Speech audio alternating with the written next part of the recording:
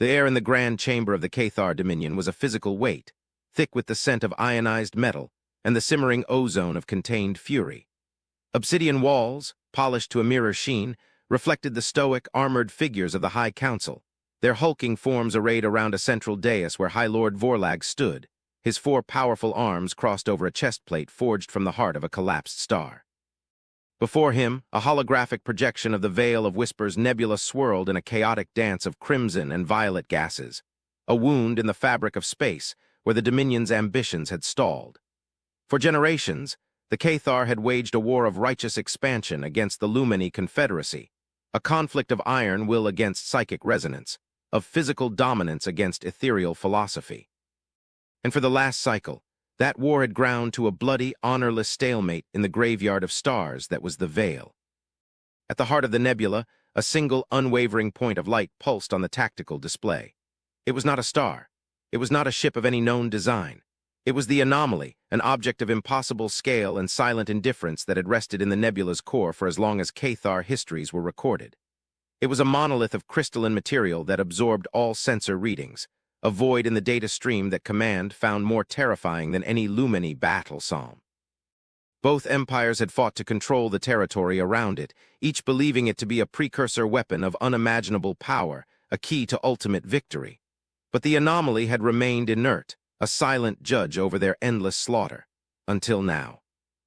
It changes, Vorlag's voice was a low growl, the sound of tectonic plates grinding together. The energy signature is no longer dormant. It resonates. Warlord Grak, your report. A massive Cathar warrior, his armor scarred with the plasma burns of 100 engagements, stepped forward. His mandibles twitched, a sign of deep-seated agitation he could not entirely suppress. High Lord, the emanations are unlike anything in our archives. They are not radiation, not energy in a conventional sense. The fleet's sensoria struggle to categorize it.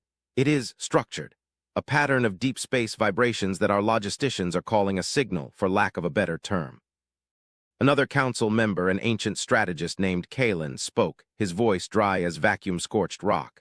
A signal directed at whom? The Lumini report the same phenomenon. Their psionic choirs are in disarray, claiming the anomaly is singing a song of dissonance. They are as blind as we are. Vorlag's gaze remained fixed on the pulsing light. The war was costing them resources they could not afford. Their home system's star was dying, a slow, inexorable decay that fueled their desperate hunger for new worlds. The Lumini, with their web of garden planets and their infuriatingly passive resistance, were a spiritual and existential obstacle. This war was not about territory alone. It was about the validation of their entire way of life. The Cathar way was one of action, of strength, of imposing order on a chaotic universe. The Lumini believed in yielding, in listening, in finding harmony. It was a philosophy Vorlag found both contemptible and infuriatingly effective. The signal is not random, Grak continued, his unease growing. Our deep-range telemetry has pinpointed its trajectory. It is narrow-beam focused. It bypasses our fleets. It bypasses the Lumini defense network. He paused, and the silence in the chamber deepened, every council member leaning forward, sensing the gravity of the unspoken conclusion. It is directed at the Terran outpost on the system's edge. A wave of disbelief and contempt washed through the chamber. The Terrans, humans, a young species barely a whisper on the galactic stage. They had arrived a few decades prior, establishing a small research and observation station on a barren moon far from the conflict zone. The Dominion had noted their presence with dismissive arrogance. Their ships were small, their energy signatures primitive. They posed no threat and offered no strategic value. They were gnats buzzing at the edge of a Leviathan's battle. That the anomaly, a potential artifact of godlike power, would choose to communicate with them was not just an impossibility. It was an insult. The primitives, Kalen scoffed. Their technology is rudimentary. They are an open book. We have monitored their communications since their arrival. They chatter endlessly about art, history, scientific ethics. They have no standing military to speak of. They are soft. And yet the ancient power speaks to them, Vorlag rumbled, a dangerous light entering his four obsidian eyes. It ignores the strength of the Dominion. It ignores the psychic might of the Lumini. It whispers to the insects in the dark. Why? No one had an answer. The question hung in the air, a challenge to TH. Our entire worldview. The Cathar believed in a universe governed by power. The strong commanded, the weak obeyed. If the anomaly possessed power, it should have recognized the Dominion as its peer. Its decision to contact the humans was a violation of cosmic law, a puzzle that defied their most fundamental assumptions. The fear that began to seed itself in the hearts of the Council was not of the anomaly itself, but of what its choice implied, that their understanding of the universe, of power itself, was profoundly and catastrophically wrong. The silence stretched, broken only by the low hum of the chamber's life support and the faint, rhythmic pulse of the anomaly on the holographic map, a heartbeat that now seemed to mock them all. In the heart of the Lumini Confederacy, on a world woven from living crystal and light, the atmosphere was one of quiet dread. The Chamber of Luminance was not a hall of stone and metal, but a cavern of pure, resonant energy where the minds of the matriarchy joined in a silent conclave. Matriarch Alithia floated at the center, her form a graceful silhouette against the glowing walls, her consciousness a nexus point for the collective sorrow of her people. The war with the Cathar was a deep wound in the galaxy's spirit, a brutal cacophony that grated against the Lumini's very essence. They fought not for conquest, but for preservation. For the defense of a harmony the Cathar seemed pathologically driven to shatter. The song of the anomaly was the source of their current torment. To the Cathar it was a signal, a vibration. To the Lumini it was a psychic scream, a wave of pure, unstructured information that felt like a mind in the throes of a fevered dream. It was ancient, powerful, and utterly alien. Her seers had tried to touch it, to understand its meaning, but they had recoiled, their minds singed by the sheer complexity of its thoughts. It did not think in concepts of emotion or intent as they understood them, but in pure data, in geometric proofs of existence that were as beautiful as they were terrifyingly cold. "It does not speak to us, matriarch," whispered a seer, her light form shimmering with distress. "We feel its call, but we are not the recipient. It is like hearing a name shouted in a storm, a name that is not our own." "The call is precise," Alithia projected, her thoughts a calm, sorrowful melody that soothed the frayed edges of the collective. "It cuts through the chaos of the veil, through the noise of our war. Its destination is known." Another elder, a loremaster whose mind held the histories of 1,000 cycles, joined the consensus. "The human outpost, the young ones who watch from the periphery, we have observed them. Their minds are quiet, singular, not like the Cathar's roaring fires of ambition, nor our woven tapestry of thought. Each human is an island, separate yet connected by fragile, spoken things. Why would such a power seek out such isolation?" The Lumini had studied the humans with a gentle, paternalistic curiosity. They found their art poignant, their philosophies intriguing in their solitude, but their potential for galactic influence seemed minimal. They were ephemeral, their lifespans a flickering moment compared to the long, slow existence of the Lumini. They were beings of flesh and bone, trapped in linear time, their minds incapable of the multi-threaded consciousness the Lumini considered true sentience. They were, in the gentlest sense, children. And the anomaly, a being of immense and ancient stature, was talking to the children, while ignoring the adults in the room. The strategic implications were as troubling as the philosophical ones. If the humans could communicate with the anomaly, if they could somehow unlock its secrets, they would become a third power in the conflict overnight. A power whose motivations were entirely unknown. Would they align with the Cathar's brutal expansionism, or would they see the value in the Lumini's guardianship of life? Their quietness, their individuality, made them unpredictable. They were a variable that could shatter the delicate, bloody equilibrium of the war. "We must know what they have learned," the loremaster's thought was firm. "The Cathar will not be idle. Their pride has been wounded. They will move to seize the humans, to extract this knowledge by force. We cannot allow that. The children must be protected, and their discovery must be shared for the balance of all." Alithia's light pulsed with a slow, contemplative rhythm. The Cathar saw the universe as a hierarchy to be climbed. The Lumini saw it as a symphony to be harmonized. But the humans, what did they see? They had watched a galactic war unfold on their doorstep for decades and had done nothing. They had not chosen a side. They had not fled. They had simply watched and listened and learned. It was a patience that was neither aggressive nor passive. It was something other, something new. "Prepare a vessel," Alithia commanded, her thought rippling through the chamber. "We will approach them not as petitioners, nor as conquerors, but as fellow seekers of understanding. We must learn what the anomaly has said to them. We must understand why a voice that has been silent for 1,000,000 cycles has chosen to speak to a species that has only just learned to whisper among the stars." The collective mind of the matriarchy focused on this new, uncertain path. The war with the Cathar felt, for the first time, like a secondary concern. The true mystery, the one that could define the future of the galaxy, now lay with the quiet, unassuming creatures who called themselves human. The Cathar fleet moved with brutal efficiency. A detachment of warships, their angular, menacing hulls designed to inspire terror, broke from the main battle line and vectored towards the distant moon where the human outpost was located.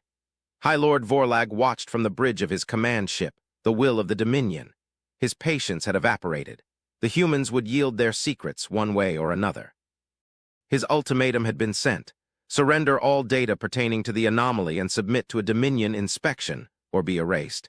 It was the Cathar way. An offer of submission followed by overwhelming force. They expected a panicked reply, a plea for mercy, or perhaps a futile gesture of defiance. They received neither.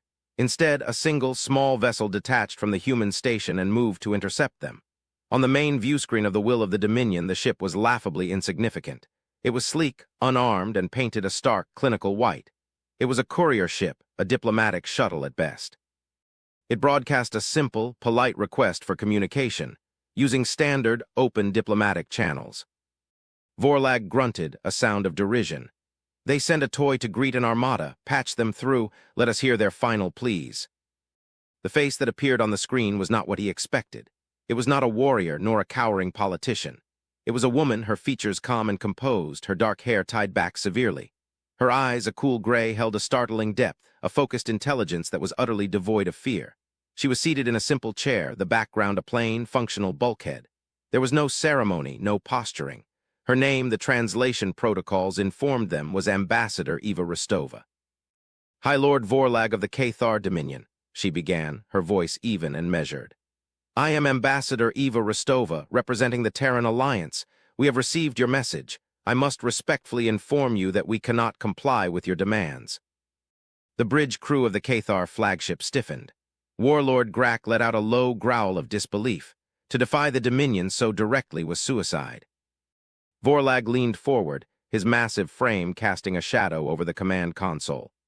Ambassador, you are in no position to refuse. Your single unarmed vessel faces a legion of our finest warships. Your station is defenseless. Your species is a footnote in the Galactic Codex. Your compliance is not a matter of negotiation. I am not here to negotiate the terms of our surrender, High Lord, Rostova replied, her gaze unwavering. I am here to prevent you from making a grave error. Your intended course of action is based on a fundamental misunderstanding of the entity you call the anomaly. Vorlag's mandibles clicked in irritation. And you, a creature whose species has barely mastered interstellar travel, presume to understand it better than we, who have studied it for millennia. We do, she said, and the simple, confident assertion silenced the bridge. It was not a boast, it was a statement of fact. We have not been studying it for millennia, we have been studying it for 63 of our years, but we have been doing something you and the Lumini have not. We have been listening, not with sensors designed to detect weapons or with psionic probes searching for intent. We have been listening to its language, mathematics. The anomaly, as you call it, is not a weapon. It is not a power source. It is not a dormant god. It is a library, we call it the Archivist. A ripple of confusion went through the Cathar command crew. A library. They had been fighting a war, sacrificing legions for control of a repository of information. It was an anticlimax so profound it bordered on the absurd. A library? Vorlag repeated, the word tasting like ash in his mouth. You expect me to believe this artifact is nothing more than a collection of forgotten texts? It is a collection of everything, Rostova corrected him gently. It is the complete biological, cultural, and scientific record of every sentient species that has ever existed in this galactic arm, stored in a quantum state data matrix of unimaginable complexity. It was created by a civilization you would likely call precursors. Its purpose is not power but preservation. It is a monument to memory. The sheer scale of her claim was difficult to process. Vorlag stared at her, searching for any sign of deception, but found only a quiet, profound seriousness. And the signal, he demanded, why did it speak to you? It did not speak to us in the way you imagine, she explained. The Archivist runs a constant, slow diagnostic to ensure the integrity of its data. The immense energy expenditure of your war with the Lumini in such close proximity has been causing interference. Data corruption on a minor but persistent scale. After a certain threshold of error was reached, its automated protocols initiated a distress call. The call was a highly complex data packet containing its core diagnostic and a request for technical assistance. It was broadcast on a narrowbeam, aimed at the nearest intelligent life form that was technologically capable of understanding the query, and more importantly, was not actively contributing to the energy interference. That life form was us. The silence that followed was heavier than any before. The truth was a physical blow to Cathar pride. The ancient, godlike power had not chosen the humans for their wisdom or their strength. It had ignored the Cathar and the Lumini because they were the problem. They were cosmic static, a loud, violent distraction that was threatening the galaxy's most precious artifact. The archivist had, in essence, sent a request to the quiet neighbors to please ask the noisy children next door to stop shouting. "You see, High Lord," Rostova continued, her tone softening slightly, becoming almost pedagogical, "your conflict is not just a war. It is an act of cosmic vandalism. You are burning a library you did not even know existed." Vorlag felt a sensation he had not experienced since he was a young warrior in his first battle: uncertainty. His entire strategic foundation was crumbling. The prize he had sought was not what he thought it was, and his methods for acquiring it were the very thing preventing anyone from understanding its true value. Before he could formulate a response, a new alert flashed on the tactical display. A small flotilla of Lumini ships, their organic, flowing designs a stark contrast to the Cathar's hard angles, had emerged from the nebula. They were not powering weapons. They were holding a peaceful, defensive posture. A new communication request appeared. It was from the Lumini flagship. On a secondary screen, the shimmering, ethereal form of Matriarch Alithia materialized. Her mental voice, translated by the ship's computer into soft, melodic tones, filled the bridge. "High Lord Vorlag, Ambassador Rostova, we have been observing this exchange. The human speaks the truth. We have felt the archivist's pain, but we did not understand its nature. We mistook its distress for a call to arms." Rostova nodded calmly, as if she had expected this all along. "Matriarch Alithia, I am glad you are here. My message is for you as well. The archivist is the shared heritage of all life in this galaxy. It belongs to no one and to everyone. Continuing this conflict in its vicinity will inevitably cause irreparable damage to that legacy." Vorlag's mind raced. He was trapped between an enemy he had fought for a lifetime and a newcomer who had just disarmed him with a single, devastating truth. To attack now would be to prove the human's point, to confirm his status as a brutish destroyer of knowledge. To retreat would be a show of weakness, an unforgivable sin in the eyes of the Dominion. "What is it you propose, human?" he growled, the words feeling foreign and heavy. "A cessation of hostilities," Rostova said simply. "A truce, not a permanent peace, not yet, but a moratorium on all military action within the Veil of Whispers. Allow us to interface with the Archivist, to stabilize its systems and repair the damage your war has caused. We will share all findings with both the Cathar Dominion and the Lumini Confederacy, openly and equally. The knowledge within that structure is vast enough to enrich both your civilizations beyond your wildest dreams. It contains the history of 1,000 empires.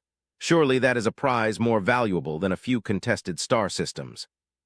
The proposal was logical. It was elegant. And for Vorlag, it was almost impossible to accept. It required him to trust his mortal enemy and to place his faith in a species he considered insignificant. It went against every Cathar instinct for conquest and dominance. But the alternative, to continue a meaningless war and be remembered as the barbarian who burned the galaxy's greatest library, that was a dishonor his legacy could not bear. He looked at the human woman's face on the screen. There was no triumph in her eyes, no smug satisfaction at having outmaneuvered him. There was only a calm, patient expectation. She had presented them with a new path, a way out of a war that had no honor and no end in sight. The decision rested with him. The weight of millennia of Cathar tradition PR. Essayed down on him. Then Rostova did something that sealed the moment. She brought up a new image on the screen, overlaying her own. It was a tactical map of the entire Veil of Whispers. It was rendered in 3 dimensions with a clarity and detail that made the Dominion's own command displays look like crude sketches. Every Cathar ship was marked. Every Lumini vessel. Every mine, every probe, every fighter squadron. Their positions were updated in real time, their movements tracked with impossible precision. Warlord Grak gasped. "How? Our stealth systems are perfect. The nebula's interference, no sensor grid could penetrate it that deeply." "Our methods of observation are different," Rostova said, a hint of something unreadable in her voice. "We do not use active scanning. we measure the subtle gravitational and quantum fluctuations that all matter and all energy create in the fabric of spacetime. It is a passive, non-intrusive form of listening. We have been watching your war since it began. Every maneuver, every feint, every secret flanking strategy. We have seen it all. The implication was a physical shock. The humans from their tiny, quiet outpost had possessed a complete, godlike view of the entire conflict. They had held the power to tip the scales at any moment, to sell intelligence to one side or the other, to blackmail them, to manipulate them. And they had done nothing. They had simply watched. Their restraint was more terrifying than any weapon. It spoke of a discipline, a philosophy of non-interference, that was as alien to the Cathar as the Lumini's psychic communion. Their power was not in their warships, but in their knowledge. A quiet, patient, overwhelming superiority that they had never deigned to use. Vorlag stared at the perfect tactical map, at the evidence of humanity's hidden depth. They were not gnats. They were not primitives. They were something else entirely, something ancient in its patience, something powerful in its restraint. He looked at the face of matriarch Alithia on the other screen and saw his own shock and awe reflected in her shimmering light. Slowly, deliberately, High Lord Vorlag reached out one of his powerful hands and deactivated the weapons systems of his entire fleet. Across the void, the Lumini ships mirrored the gesture, their energy signatures softening from combat-ready to passive. A truce, brokered not by treaties or threats, but by a simple, undeniable revelation, had fallen over the veil of whispers. The war was not over, but it was paused. And in that quiet, for the first time in generations, two warring empires looked at each other not as enemies, but as fellow students in a classroom where they had just discovered they were not the smartest pupils in the room. The process of de-escalation was slow and fraught with tension. Generations of ingrained hatred and mistrust could not be erased by a single revelation, no matter how profound. Yet, the presence of the humans acted as a powerful catalyst. Ambassador Rostova facilitated the negotiations with a calm, impartial logic that neither the honor-bound Cathar nor the emotionally resonant Lumini could effectively counter. She established a neutral zone around the Archivist, patrolled by a small, joint task force of Cathar, Lumini, and human ships, a sight so politically impossible just weeks ago that it defied belief. Vorlag and Alithia communicated through Rostova, their initial interactions stiff and formal, laden with the weight of their long and bitter history. Vorlag, speaking from his obsidian command deck, saw the Lumini as weak idealists. Alithia, from her chamber of light, viewed the Cathar as unenlightened brutes. But as Rostova shared the first trickles of data from the Archivist, their perspectives began to shift. The humans, with their quiet competence, had established a stable interface with the ancient library. Their technology, which had seemed so primitive, was revealed to be based on principles the other two races had never considered. They did not force their way in with powerful energy probes. They gently coaxed the Archivist systems awake, using resonant frequencies and complex mathematical keys. They treated the artifact not as a prize to be conquered, but as a patient to be healed. Rostova invited small, specialized delegations from both the Dominion and the Confederacy to the human station, Copernicus Base, for joint analysis of the initial data streams. Vorlag sent his most brilliant xenotechnologist, a cautious, methodical Cathar named Valerius. Alithia sent a loremaster named Lyra, whose psychic senses were attuned to patterns and historical echoes. The first meeting in the human conference room was a study in contrasts. The hulking, armored Valerius stood rigid and suspicious, while the shimmering, fluid Lyra floated with an air of wary curiosity. The human scientists, led by Rostova, simply offered them seats and began the presentation. The information was staggering. The Archivist contained not just text, but sensory recordings, genetic codes, philosophical treatises, and artistic works from thousands of extinct civilizations. They saw the rise and fall of empires that had existed when the Cathar's sun was still a cloud of nascent gas. They experienced the symphonies of a crystalline species that communicated through pure, harmonic vibration. They studied the star charts of avian explorers, who had mapped the galaxy's spiral arms before the Lumini had even evolved collective consciousness. For Valerius, it was a humbling revelation. The Cathar saw themselves as the pinnacle of evolution, destined to bring order to the galaxy. But here was proof of countless others, many of them far more powerful and advanced, who had risen and vanished. Their own struggles, their grand ambitions, suddenly seemed small and provincial. He saw in the data the records of a species much like the Cathar, strong, proud, expansionist. who had ultimately consumed themselves in a series of self-destructive civil wars, leaving behind nothing but a tragic, cautionary tale in the archivist's memory banks. For Lyra, the experience was profoundly spiritual. She could feel the psychic echoes of the civilization stored within the data, the joy, the sorrow, the love, the despair of a billion souls. It was a chorus of life that transcended time. She discovered the history of a race of telepaths who had faced a challenge similar to the Lumines' conflict with the Cathar. They had not fought.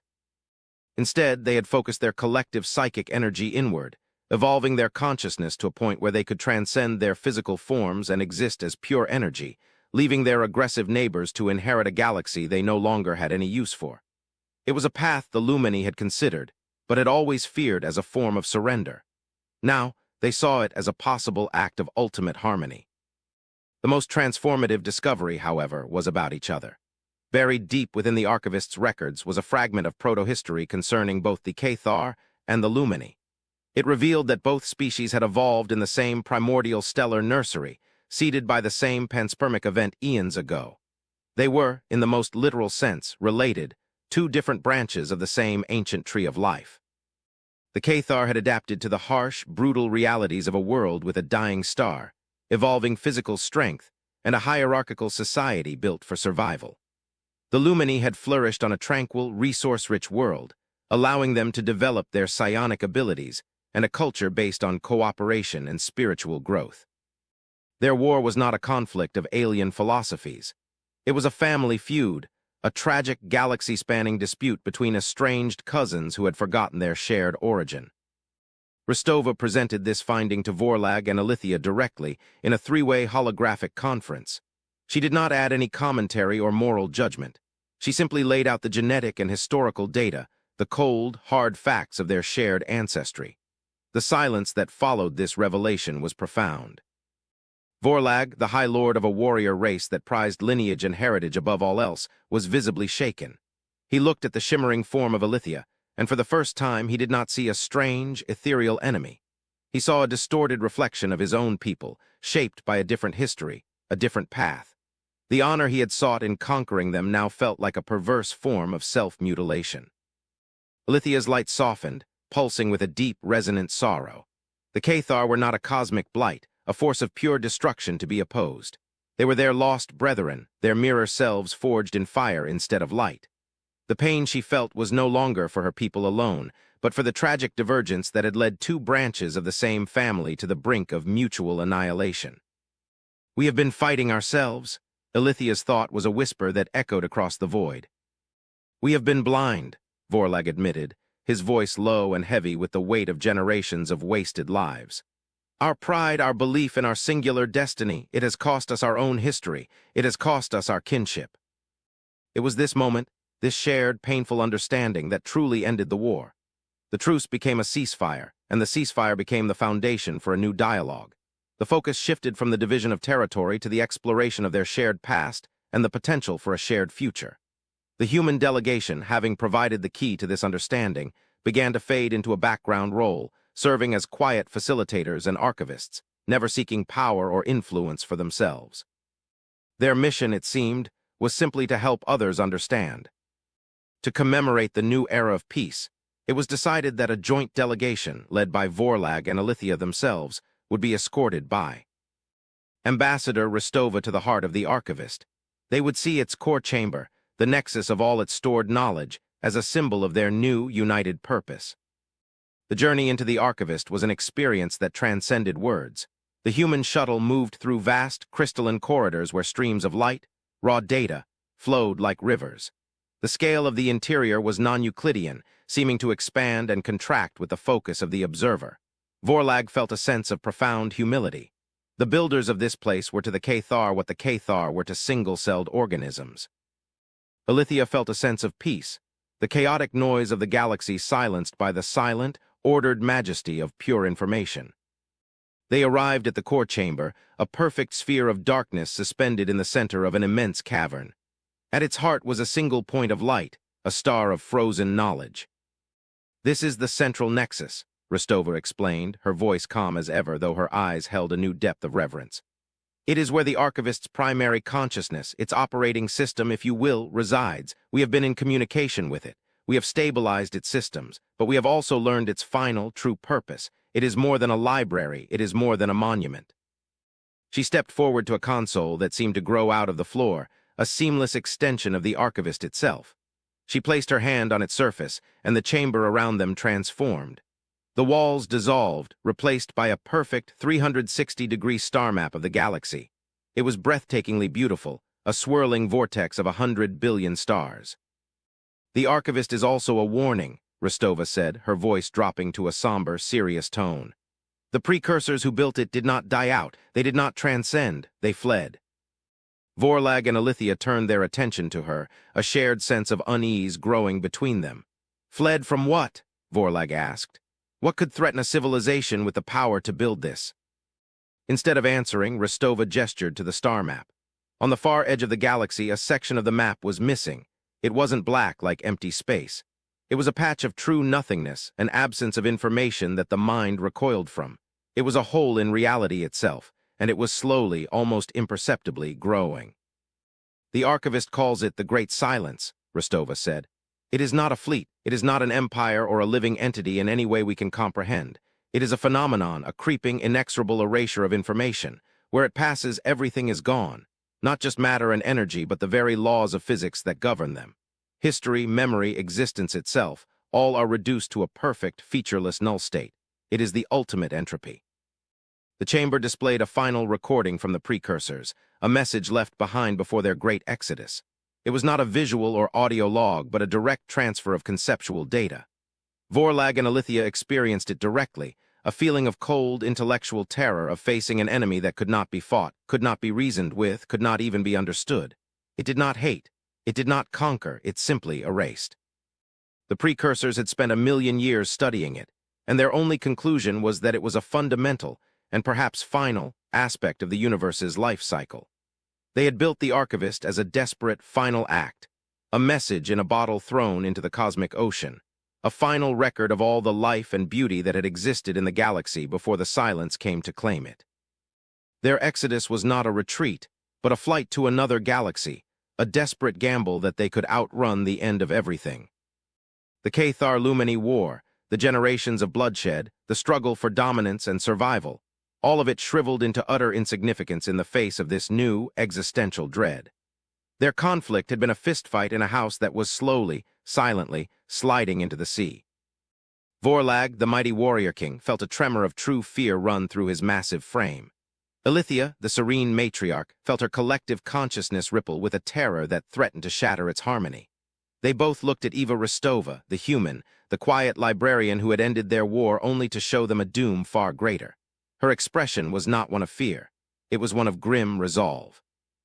"The silence is still millions of years away from this sector of the galaxy," she said, her voice a steady anchor in the swirling vortex of their newfound terror. "But the archivist's models show that its expansion is not constant. It is accelerating. The precursors' data was incomplete. They did not know why, but we think we are beginning to understand." She turned to face them, her gray eyes reflecting the star map and the encroaching void. "Your war," she said, her words landing with devastating weight. "The immense expenditure of energy, the tearing of spacetime. With your weapons and drives, it feeds the silence. All chaotic, high-energy events seem to hasten its approach. The universe is not a battlefield to be conquered or a symphony to be harmonized. It is a delicate structure, and we have all been helping to tear it apart." A new, unspoken alliance was forged in that moment in the heart of the ancient library. It was not an alliance of convenience or strategy, but one of shared, profound terror and a desperate, flickering hope. The Cathar, the Lumini, and the humans, the warrior, the mystic, and the scholar, stood together, three vastly different species united by a single, terrifying purpose. Their petty squabbles were over. The real war, the war for existence itself, against an enemy of cosmic nihilism, had just begun. And they, the children of the stars, were all that stood between the memory of a universe and the final, all-consuming silence. The future was no longer a question of who would rule the galaxy, but whether there would be a galaxy left to rule at all.